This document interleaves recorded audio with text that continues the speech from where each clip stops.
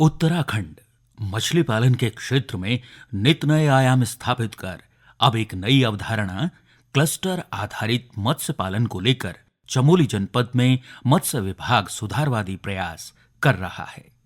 जनपद के उर्गम, जोशीमठ, लुवानी आदि क्षेत्रों में समन्वित मछली पालन को विभागीय गतिविधियों से एक नई दिशा मिली है। जिला योजना, राज्य योजना की मदद से तालाब निर्माण, तालाब सुधार, मत्स्य बीज, मत्स्य आहार का लाभ दिलाते हुए मत्स्य पालन व्यवसाय स्वरोजगार के प्रति वर्तमान में एक बढ़ता हुआ व्यवसाय बनकर सामने आया है। जनपद में ट्राउट पालन की अपार संभावनाओं को देखते हुए प्रधानमंत्री मत्स्य संपदा योजना द्वारा क्लस्टर आधारित ट्राउट रेसवेज निर्माण कर समितियों के माध्यम से कई लोगों को एक ही जगह पर योजना का लाभ दिया जा रहा है।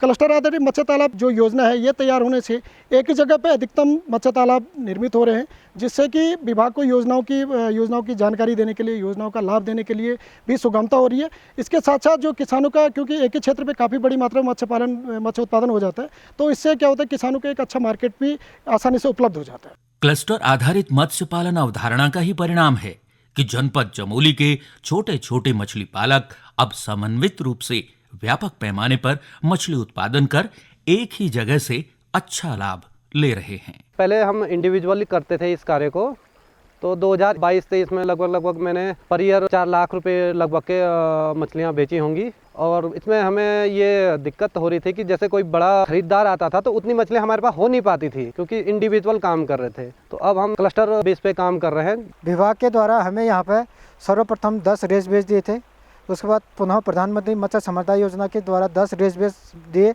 उसके बाद वैक्यूम पैकेजिंग प्लांट जिला योजना से मिला।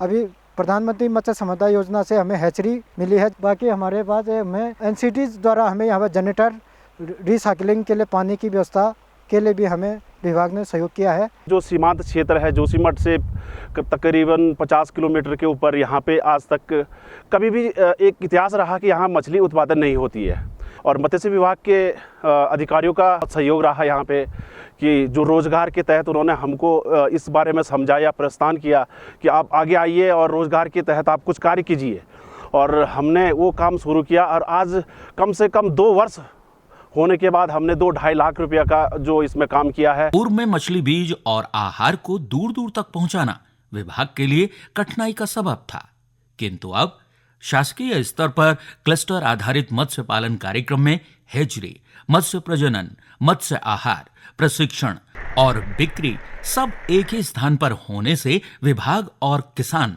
दोनों को ही सुविधा हुई है।